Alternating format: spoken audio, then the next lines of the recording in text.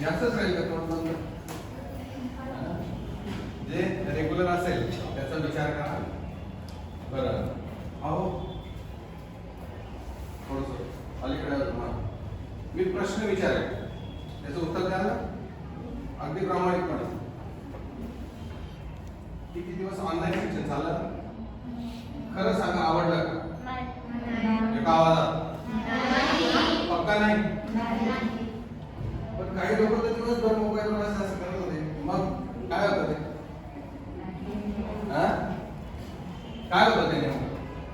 आवडत होतं ना? म्हणजे मोबाईल आवडत होता, शिक्षण आवडत नव्हतं. नेमकं काय आता? मोबाईल आवडत होता की नाही?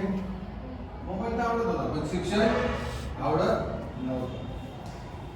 एक गोष्ट पुन्हा सांगा मला, आपण इतर व्हिडिओ पाहिले कसले एज्युकेशन मध्ये इतर व्हिडिओ पाहिले, ते पाहिल्यावर आणि मग आपल्या शाळेचे व्हिडिओ आले ते पाहिल्यानंतर काय फरक वाटला तुम्हाला?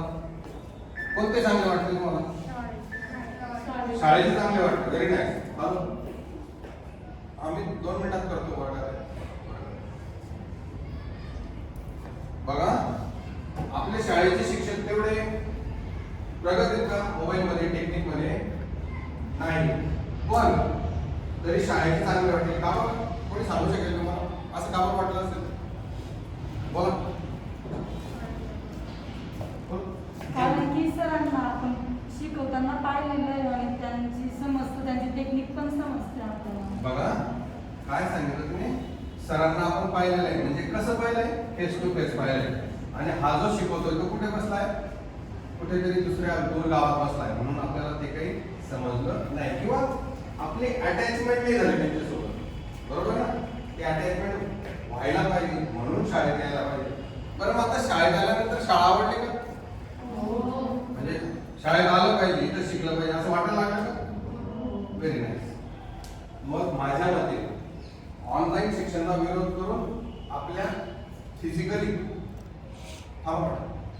फिजिकली एज्युकेशनला आपण परवानगी द्यायला पाहिजे का नाही द्यायला पाहिजे? द्यायला पाहिजे. पण मी आता मागच्या 6 महिन्यापासून सगळा आराखडा घेतला तर 50% पण मुलं शाळेत नाही. काय भानगड असेल? कशामुळे नाही येत?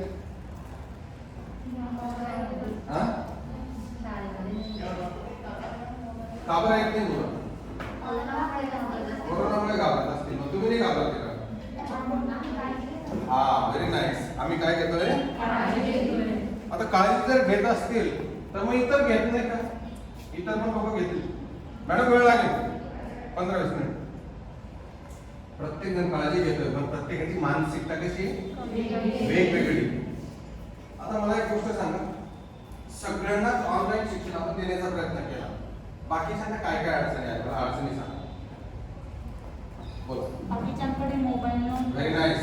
सगळ्यांची परिस्थिती सारखी कोणाची गरीब, कोणाची श्रीमंत, कोणाची मध्यमवर्गीय, कोणी मामाकडे शिकतो, कोणी आत्याकडे शिकतो, कोणी काकांकडे शिकतो, कोणी आजोळी राहतो, कोणाचे आई वडील नाहीत, कोणाचे वडील नाहीत, कोणाची आई नाही, अशांजवळ मोबाईल नव्हते. बरं काही मुलांकडे मोबाईल होते तरी पण अभ्यास झाला नाही. आपण बोला तुम्ही शेवटचे. मोबाईल होते पण अभ्यास झाला नाही का? कसं झालं? तर तुम्हाला एक प्रश्न लक्षात तुम्ही सांगा. गैरउपयोग. काही मुलं अभ्यास करून मध्ये चॅटिंग करायला लागत, बरोबर ना? याला हाय म्हण, त्याला बाय म्हण, म्हणजे त्यांचं लक्ष इथे वर्गात नसतं. म्हणजे वर्गात शिक्षकाला करतो मागे पुढे करा, कोणतं हे करत ते करतात ना. आपण पण करतो, प्रत्येक जण करतो. बालवयामध्ये सगळेच करतात. तन्वी पहिलीपासून तसंच करते.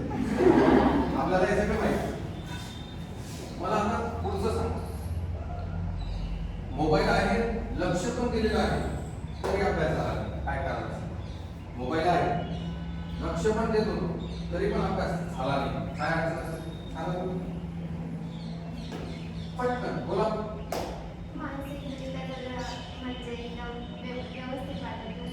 मानसिकदृष्ट्या व्यवस्थित वाटत नसेल तुम्हाला, किती बोलायचं आहे का? नेटवर्क प्रॉब्लेम असणार, नेटचा प्रॉब्लेम असणार. किती छान. म्हणजे मोबाईल आहे, लक्ष पण द्यायचंय पण नेटच नाही. काय करणार? म्हणून अभ्यास झाला. आणि म्हणून आपल्याला काय करायचंय? कसा अभ्यास करायचा आहे? आपल्याला फिजिकली अभ्यास करायचा. आता मला एक सांग, परीक्षा कधी तुमच्या? दरवर्षी आपण कधी कधी पेपर असतो? कधी सुरू करतो अभ्यास? आणि परीक्षा कधी असते? किती महिने आपल्या हातात असतात? हा, 12 महिने हातात असतात. आता किती महिने हातात? किती महिने हातात आहेत? कसं काय 15 महिने? कसं काय सांगता तुम्ही? बघा, मी तुम्हाला काय विचारलं, अभ्यास झाला का? नाही.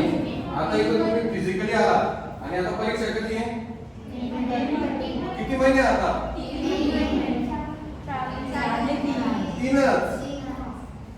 महिने आता. काय करणार तुम्ही आता? आता काय करणार? अभ्यास करू. जो 12 महिन्यात होतो तो अभ्यास आपल्याला किती महिन्यात करायचा आहे? 3 महिन्यात. आता मला एक गोष्ट प्रामाणिकपणे सांग, शक्य आहे का? पण अशक्य तरी आहे का? म्हणजे बघा, शक्य पण नाही, मग आपण कशाला स्पर्श करायचा?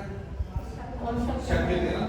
अशक्यतेला हातून लावायचं, शक्यतेला स्पर्श करायचा. काय स्पर्श करणार मला सांगा आता. तुम्ही काय ठरवलंय? तुम्ही काय करायचं म्हणाले तुमच्या? पेपर तर द्यावा. एक उदाहरण सांगू का? तुम्ही आता किती वर्षाचे आहात? आणि तुम्ही नोकरीला लागाल किंवा कॉम्पिटिटिव्ह एक्झाम मध्ये भाग घ्याल किंवा तुम्ही समाजामध्ये जाल. कोणत्या वर्षी जाल? 25व्या वर्षी. म्हणजे इथून 10 वर्षांनी 2032 ला तुम्ही कॉम्पिटिटिव्ह एक्झामला जाल किंवा एखाद्या नोकरीच्या ठिकाणी जाल. त्या कॉम्पिटिटिव्ह एक्झाम मध्ये किंवा त्या नोकरीच्या ठिकाणी 9वी आणि 10वीचे प्रश्न असतील की नाही? पण ते समजलेले काय होईल? ते समजलेले नसतील. मग तुम्ही कोणाला शिवाय देणार? आम्हाला त्यांनी शिकवलंच नाही. अशा बाई होत्या, त्यांनी आम्हाला शिकवलंच नाही. कारण त्या वर्षी होता कोरोना. मला वाटतं कोरोना सब छोडो. सोशल डिस्टन्सिंगचा वापर करा. तोंडाला मास्क लावा, हाताला तुम्ही सॅनिटायझर मारा. जास्त गर्दीत जाऊ नका, अंतरावरून बोला. पण अभ्यास करायला आपलं पुस्तक आपल्या हातात घ्यायला कोरोना येणार आहे का? आपला पेन आपल्या वहीवर चालवायला कोरोना येणार आहे का? आणि मग आपला पेपर लिहिताना कोरोनाची अडचण येणार आहे का? मग अभ्यास तुम्ही करावा, यासाठी मी तुमच्यापर्यंत काय झालं माहितीये का? मी सगळा जो डाटा काढला तर मुलांना शाळेत यायची आता गोडी राहिली नाही. काय राहिली नाही? गोडी कशाची लागली? मोबाईलची लागली. आणि मोबाईल घेतला किंवा पलंगावर पडायचं आणि पाहायचं सगळं. अशी गोडी लागली. उशिरा उठायची गोडी लागली. आरामशीर बसून राहायची गोडी लागली. आणि यामुळे त्यांच्या अभ्यासावरच लक्ष उडालं. मी सुरुवातीला जेव्हा शाळा सुरू करायचं ठरवलं त्यावेळेसच असं सांगितलं की या मुलांना बालवाडी का बरं माहिती का? का बरं बालवाडी? शाळेत येण्याची सवय लागण्यासाठी बालवाडी असते. आणि बालवाडीमध्ये आपल्या बाळा काय एबीसीडी म्हण, एबीसीडी म्हण, अबकड म्हण, 1 ते 100 म्हण. आणि बस आई लगेच खुश. आणि कोणी पाहुणे आले तिकडून ताई म्हण, मला ताई होत ताई सुरू होते. 1 2 3 4 ताई सुरू. आणि मग आई म्हणते बघा किती हुशार आहे माझी. तिला काय येतं फक्त 1 2 आणि पुसला ताई झालं तिचं काम. त्याला हुशारी म्हटलं जाईल का? काय शिकवायचंय बालवाडीमध्ये? बालवाडीमध्ये शिकवायचंय शिस्तीत चालणे. काय शिकवायचं बालवाडीत? शिस्तीत चालणे. बालवाडीत काय शिकवायचंय? गुरुजनांचा आदर राखणे. बालवाडीत काय शिकवायचंय? आपला डबा वाटून खाणे. बालवाडीत काय शिकवायचंय? तुम्हाला वेळेवर उठणे. बालवाडीत काय शिकवायचंय? छानपैकी आपल्या समूहासोबत गप्पा मारणे. बालवाडीमध्ये तुमचा शब्दसंग्रह किती वाटतो माहिती का? तुम्ही बालवाडीपर्यंत येतात तोपर्यंत 2,500 शब्द घेऊन आले असतात. किती शब्द आणलेले असतात तुम्ही बालवाडीपर्यंत? 2,500 शब्द. काय काय शब्द असतात बालवाडीपर्यंतचे? पुढचे मी सांगा. बालवाडीपर्यंतचे शब्द सांगा. पहिला शब्द जन्माला आलेलं बाळ.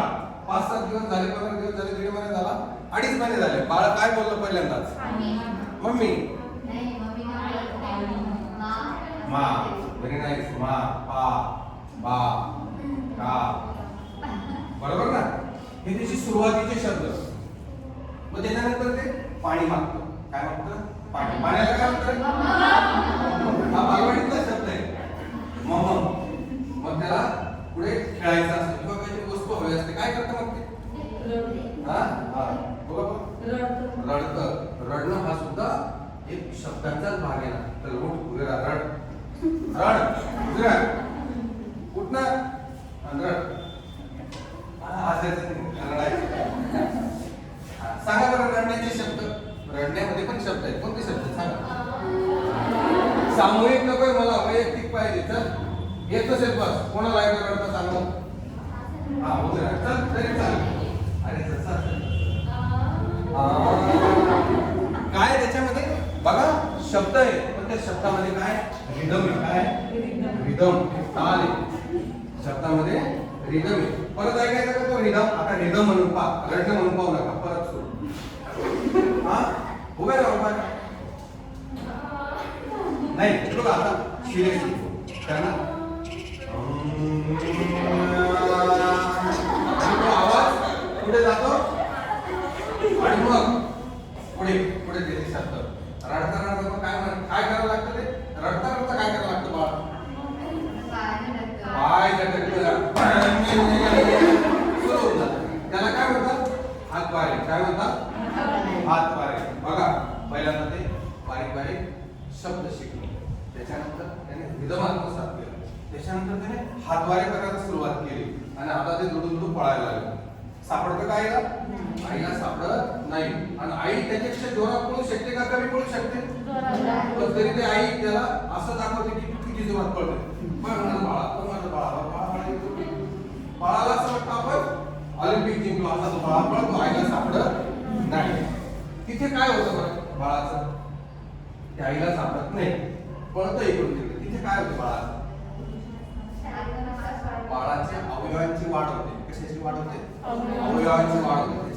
त्याची उंची वाढते, त्याचं वजन वाढतं, त्याचा विचार करण्याची शक्ती, लपायचं, पळायचं, धावायचं, पडायचं, उठायचं, खायचं, खाऊ घालायचं, या सगळ्या गोष्टी त्याच्या वाढत जातात. आणि मग त्याच्या कानावर शब्द पडायला लागतात. काय काय शब्द पडतात सांगा?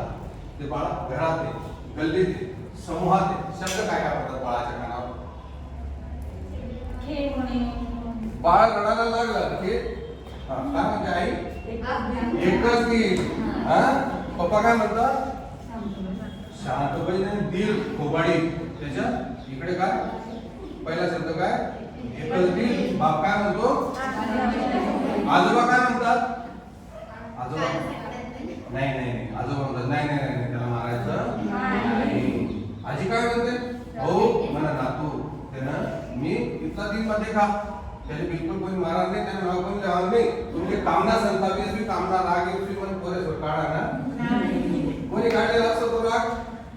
आपल्या आईने. कोणावर काढलेला असतो? सासऱ्यावर, सासूवर, नवऱ्यावर जो राग आलेला असेल तर कोणाला पदर थंडीला पदरून काढला आणि तिचा राग शांत झाला. कोणाचा? आईचा. आणि मग असे शब्द कानावर पडतात. तो फक्त असे शब्द कानावर पडतात का? नाही, त्याच्या कानावर शिव्या पण पडतात.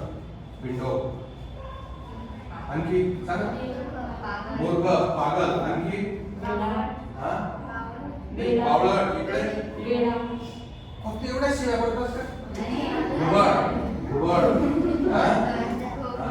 गोगडोळी, आणखी पुरीपाल, आणखी टेंगडी, आणखी शेमडी, असे शिव्या पडतात ना. शिव्या द्या असं समजूया, पण ते शब्द आहेत त्याने ते ऐकले. अरे शेमडी म्हणजे काहीतरी असतं, अरे पुरीपाल म्हणजे काहीतरी असतं, हा टेंगडी म्हणजे काहीतरी असतं, असं त्याच्या मनामध्ये ते टिपत असतं. ते बालवय असतं, ते सगळं टिपतं आणि एवढे शब्द घेऊन ते बालवाडीत येतं. बालवाडीत आल्यानंतर जर त्याला त्या बाईंनी त्याचं ऐकलं नाही तर ते काय म्हणतात? काय म्हणतात? घुबाड. कोणाला? बालवाडीतल्या बाईंना का? घुबाड. मला कुठे जायचं रे? लग्नीला घुबाड. असं जर म्हटलं तर बाईंनी समजून घ्यायचं या बालकाच्या शब्दसंग्रहामध्ये शिव्यांचा कारणा जास्त आहे. पण सगळ्या बालकांकडे शिव्या असतात का हो? काही घरांमध्ये मनाचे श्लोक असतात. बघा तुमच्याजवळ मनाचे श्लोक आहेत, ऐकू आपण मला. हा मनाचे श्लोक कोणाचे पाठ असते? सदा सर्वदा तुझा गळा तुझे कारणी उपेक्षू नको रघुनायका अशी शब्द पण असतात ना त्यांच्याकडे.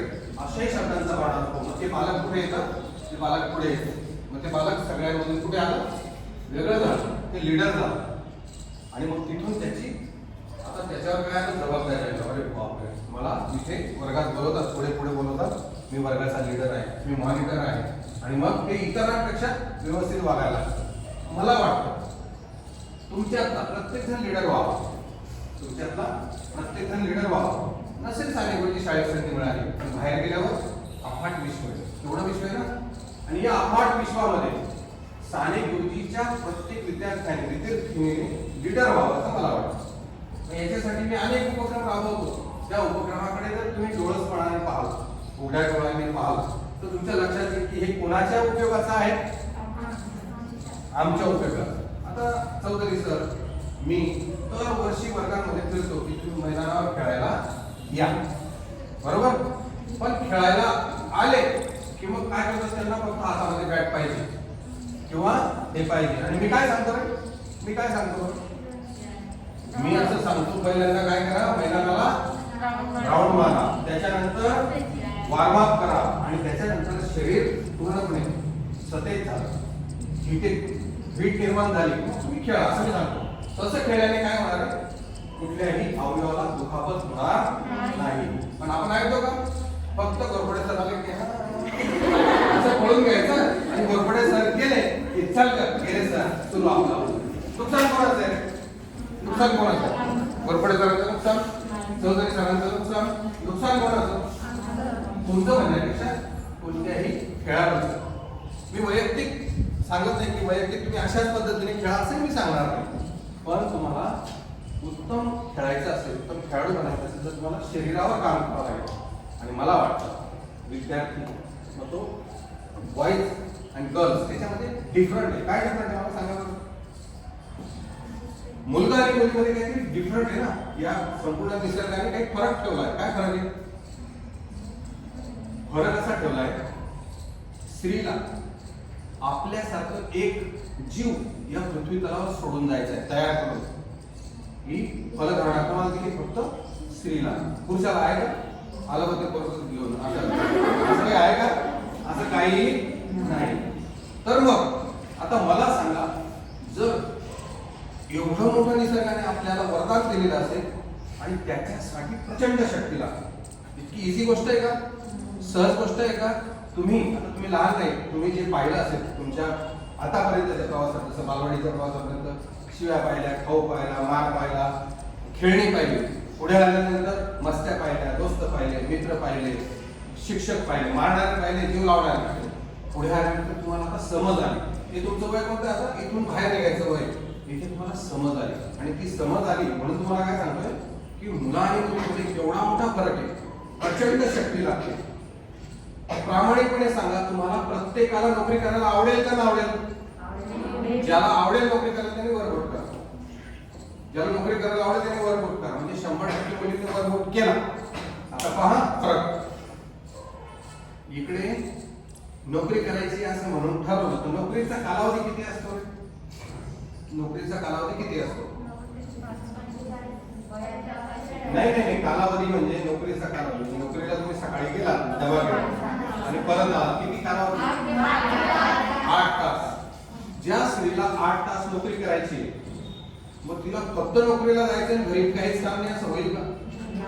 नाही होणार ना, नाही होणार, फक्त नाही होणार. काय काय करावं लागेल तिला?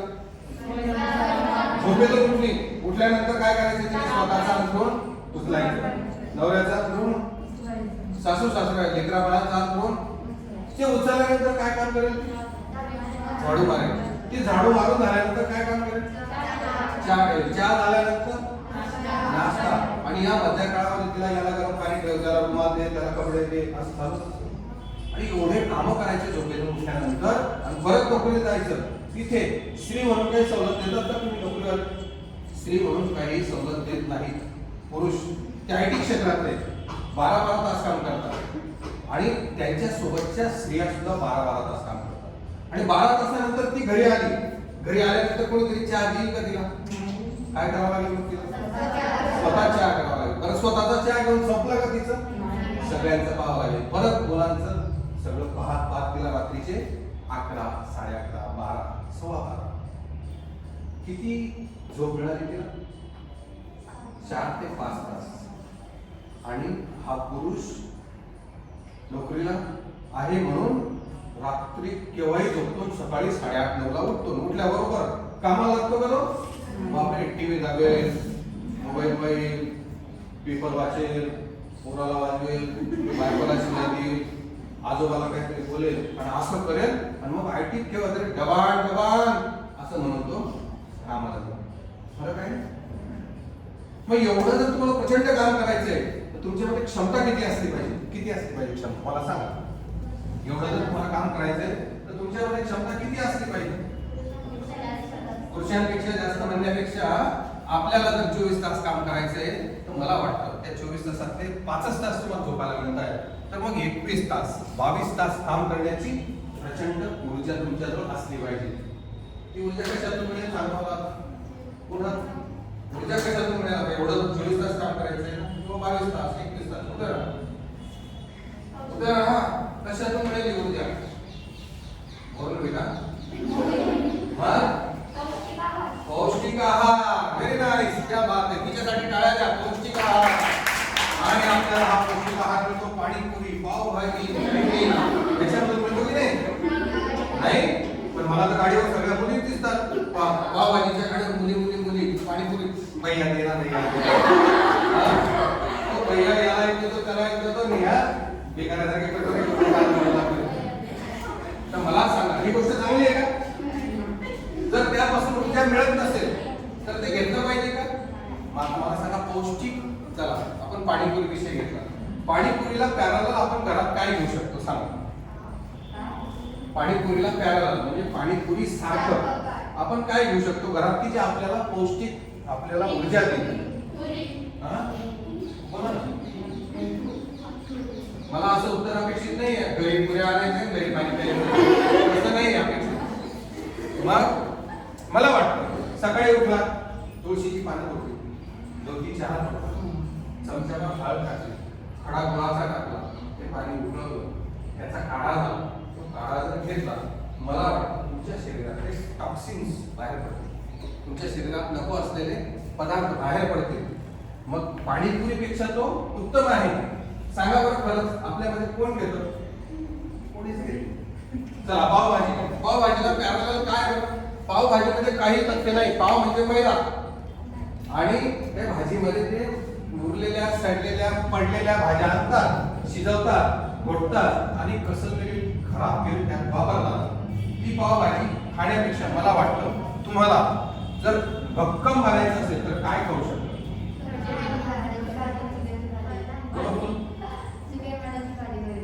Chicken, chicken mutton. आणखी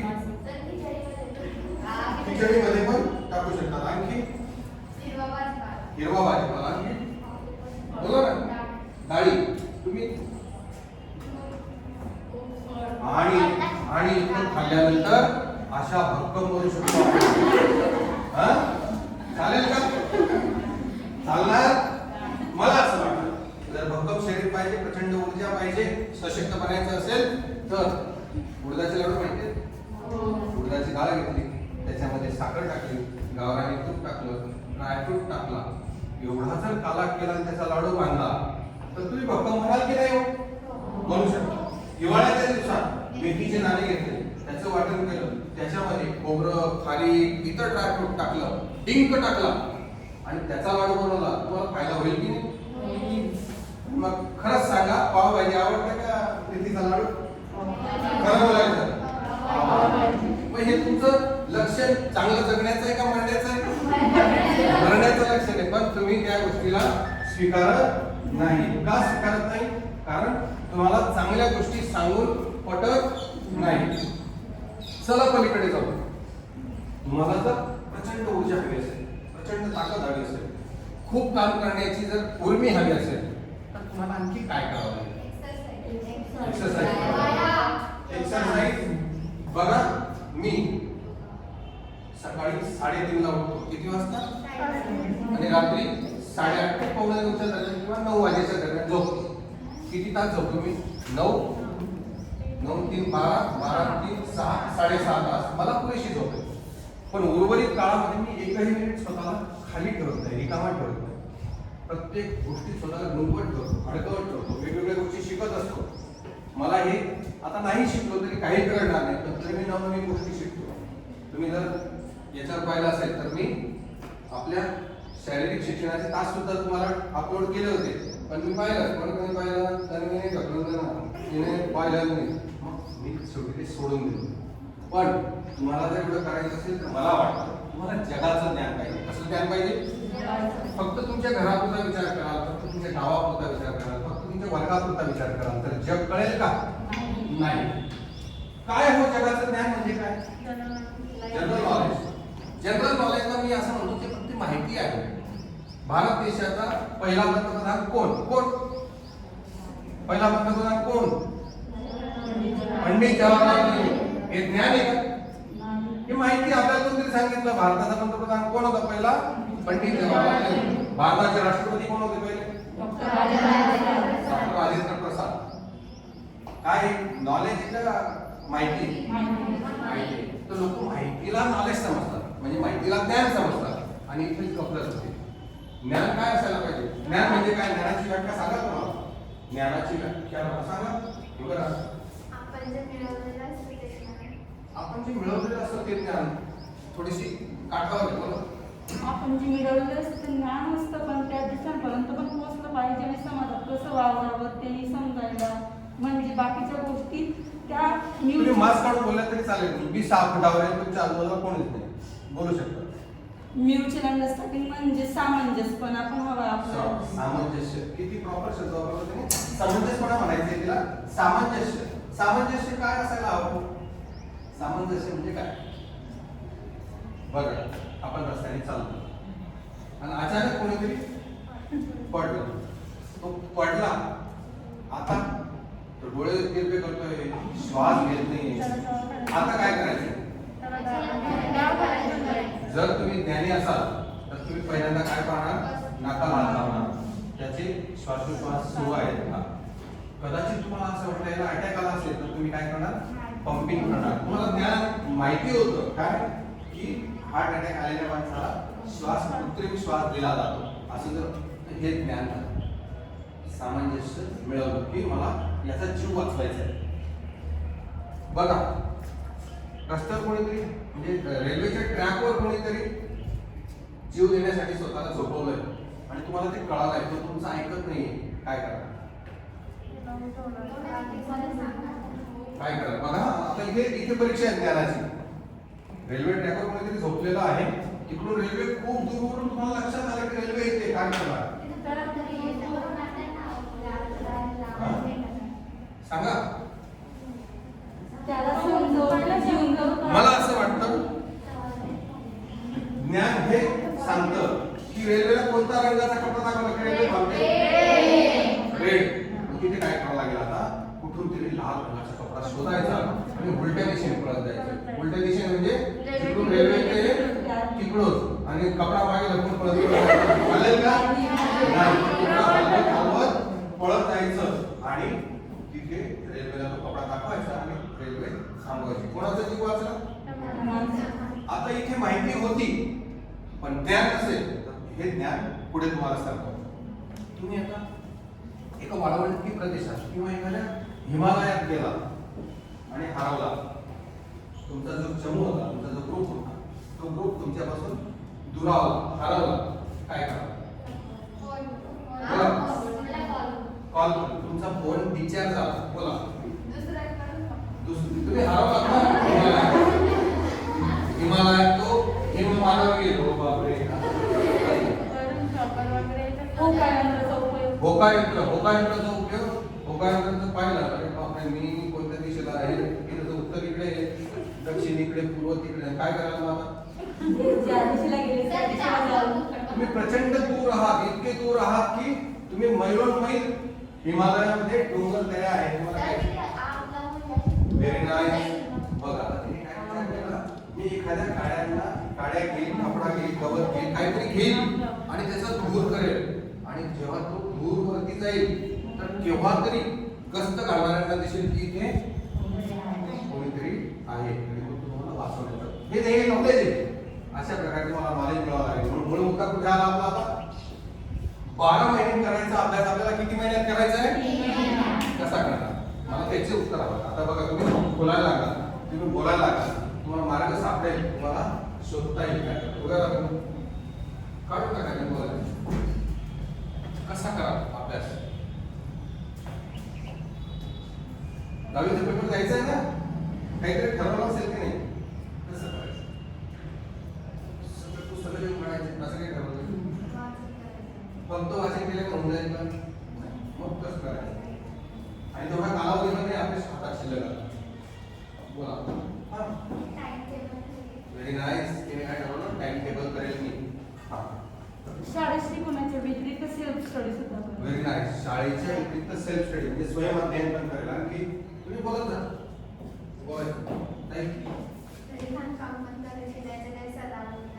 लिखाण काम केल्याने काय होतं,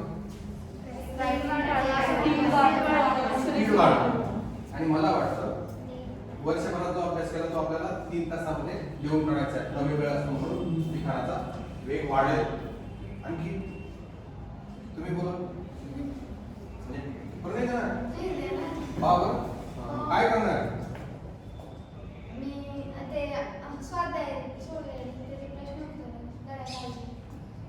ऍज इट इज करताय तुम्ही, जे वर्षभर लोक करतात तेच करताय ना तुम्ही.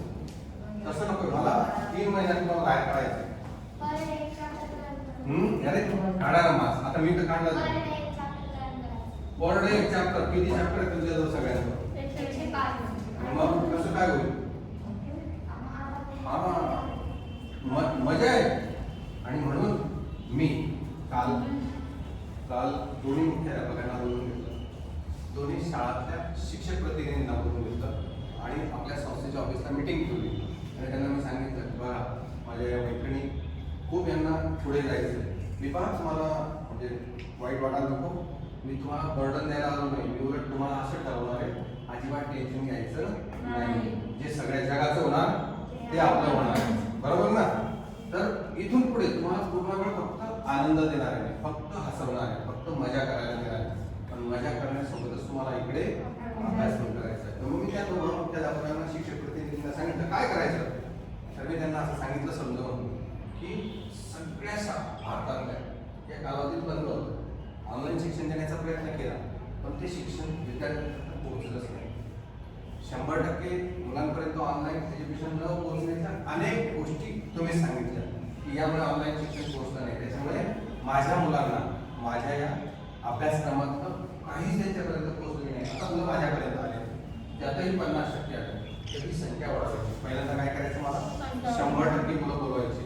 100% मुलं बोलवताना धोका निर्माण होईल म्हणून आपण ठरवलं एक दिवस फक्त 9वी येईल आणि एक दिवस फक्त 10वी येईल. त्याच्यामुळे धोका कमी झाला. मग मी आता असं ठरवलं, सगळ्यांच्या समोर मांडलं की 3 महिन्यामध्ये सगळ्या विषयांना अशा पद्धतीने आपण तयार करायचं मुलांना, त्यांच्या पालकांना आणि शिक्षकांना. आम्ही 9 महिने काहीही काम, खूप काम केलं तरी पण आमच्या मनाला समाधान नाही, कारण तुमच्याशी समक्ष बोलू शकतो नाही. म्हणून आम्हाला वाटतं की आम्ही फुकटचा पगार खाल्ला. आमच्या मनामध्ये अपराधी भाव आहे आणि तो भाव गळून पडावा म्हणून पुढचे 3 महिन्याचं आम्ही टार्गेट ठरवलंय की या 3 महिन्याचा एक पॅटर्न तयार करणार आहोत. 3 महिन्याचा पॅटर्न तयार करणार. या 3 महिन्यामध्ये 100% अभ्यासक्रम कव्हर झाला पाहिजे आणि सगळे विषय कव्हर झाले पाहिजे. फक्त विषय कव्हर नाही झाले पाहिजे तर संपूर्ण भारतातल्या इतर विद्यार्थ्यांपेक्षा माझ्या विद्यार्थ्यांना प्रत्येक विषय समजलेला असेल. का समजलेला असेल, कारण मला माहिती आहे की ही शाळा सोडून जाताना हे माझे विद्यार्थी नाव लक्षात ठेवतील आपल्या प्रत्येक शिक्षकाचं की लॉकडाऊनच्या काळात आमच्या शिक्षकांनी या पॅटर्नने आम्हाला शिकवलं. म्हणून इतर मुलांपेक्षा माझी मुलं, सानेगुरुजी शाळेतील, कन्या शाळेतील, कॉलेजमधील मुलं उद्या जाऊन लिडरशिप करतील, एज्युकेशनल लिडरशिप करतील, सोशल लिडरशिप करतील, पॉलिटिकल लिडरशिप करतील, आर्थिक क्षेत्रामध्ये प्रगती करतील. कारण या 3 महिन्यामध्ये आम्ही संपूर्ण अभ्यासक्रम पूर्ण केलेला असेल. आणि फक्त पूर्ण केलेला नसेल तर मी सांगितलं, तिने स्वयं अध्ययन सांगितलं. आता समजा मी आज आलो आणि एक कविता शिकवायला लागलो, तसं नाही करायचं. तुम्हाला सांगायचं, तुम्हाला एक दिवस गॅप असेल ना, 2 कविता वाचून या आणि मग त्या 2 कविता मी जर एक तुम्ही वाचून आलेला आहात, आता फक्त मला समजून सांगायचं. 2 कविता समजून घ्यायचं काही नुकसान आहे का? दुप्पट वेगाने अभ्यास पुढे जाईल. प्रत्येक चॅप्टर 2-2 चॅप्टर तुम्ही वाचून यायचे आणि इथे तुम्हाला शिक्षक मार्गदर्शन करतील 2-2 चॅप्टरनुसार.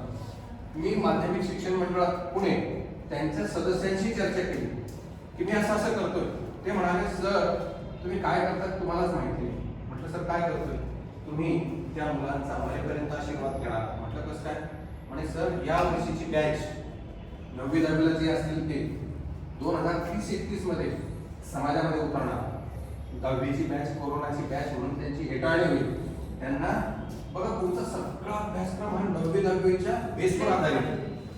आणि जर तुम्हाला 9वी-10वीचा बेसच कळालेला नसेल तर तुम्ही ग्रॅज्युएट किंवा पोस्ट ग्रॅज्युएट होताना तुमच्या कन्सेप्ट क्लिअर नसल्या कारणाने तुम्हाला अडचणी येते. आणि त्या अडचणी येऊ नये म्हणून आपला हा 3 महिन्याचा पॅटर्न आपण तयार करतो आहोत. हा पॅटर्न तुम्ही मला जर स्वतःहून स्वीकारला नाही तर तुमचं तर नुकसान होईलच, पण शिक्षक सुद्धा नावमेद होतील. कारण जे शिक्षक स्वतःहून तुम्हाला हे सगळं करायला येत आहे त्यांना जर तुम्ही नावमेद केलं तर मात्र शाळेचं तर नुकसान होईलच, तुमचं आयुष्यभराचं नुकसान होईल. हे मी काय सांगतो, बघा मागच्या वर्षी मी प्रत्येक मीटिंगला आलो का काय समजवायचो? कोणी स्वीकारलं? कदाचित ते आकलन जर या वर्षी प्रत्येकाने स्वीकारलेलं राहिलं असतं ते हे वेळ आली असते का? ही वेळ आली नसते. म्हणून माणसाने जो अतिशय तळमळीने प्रामाणिकपणे पोटतिडकीने काहीतरी तयार करून आपल्यापर्यंत पोहोचत असेल तर त्याला स्वीकारा. आणि तो स्वीकार तुमच्या भल्यासाठी जर असेल तर त्याचा विचार करा.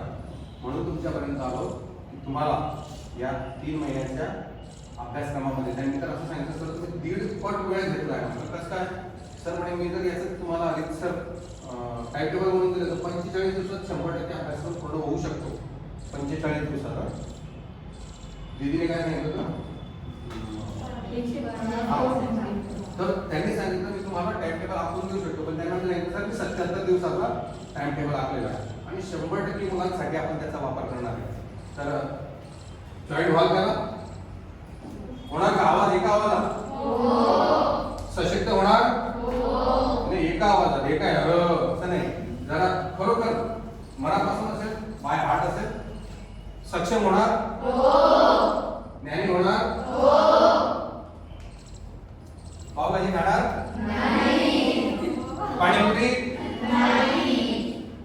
तर तुमच्याशी बोलताना या गोष्टीचा आनंद आहे की चांगल्या गोष्टी तुमच्यापर्यंत पोहोचवण्याचा प्रयत्न करत असताना तुम्हाला चांगलं काय वाईट काय हे कळतं याचा देखील आनंद करा. म्हणजे कदाचित ही गोष्ट नाही पटणार तुम्हाला की पाणीपुरी खायची नाही, ही गोष्ट पटणार नाही, पण तरी तुमचा अंतरात्मा तुम्हाला सांगतोय की ही गोष्ट सरांनी चांगली सांगितली आणि पाणीपुरी घेताना नक्कीच माझी आठवण काढाल आणि मला अशी गोष्टी येईल, अरे कोणी आठवण काढली तन्वी पाणीपुरी खाते वाटणार मला आठवण येईल. तरी तुम्ही या दृष्टीने तयार व्हा, सक्षम व्हा, समाजामध्ये प्रामाणिकपणे एक नेतृत्व स्थापित करा. नेतृत्व स्थापित करणे इतकी सहज सोपी गोष्ट नाही. तिच्यासाठी अनेक टक्के टोटके खावे लागतात. जो नेता असतो, जो लीडर असतो, त्याला अनेक संकटांचा सामना करावा लागतो. तो सामना करत असताना त्याच्या वाट्याला बदनामी येईल, त्याच्या वाट्याला ससे होलपटील, त्याच्या वाट्याला अनेक अडथळे लोक आणतील. जास्तीत जास्त तिरस्कार कोणत्या लोकांचा करतात माहिती का? माणसं, समाज जो सत्य बोलतो, जो चांगलं सांगतो त्याचाच तिरस्कार करतात. कारण आम्हाला सगळ्यात चोरीच्या गोष्टी करायच्या असतात, लपाछपीच्या गोष्टी करायच्या असतात आणि त्यात तो सामील होणार नसतो. तर इथून पुढे जेव्हाही तुम्हाला भेटायला येईल तेव्हा फक्त आपण कसल्या गोष्टी करणार? आनंदाच्या. कसल्या गोष्टी करणार? आनंदाच्या, प्रसन्नतेच्या, उल्हासाच्या, प्रतिभेच्या. ओके. जय हिंद, जय महाराष्ट्र.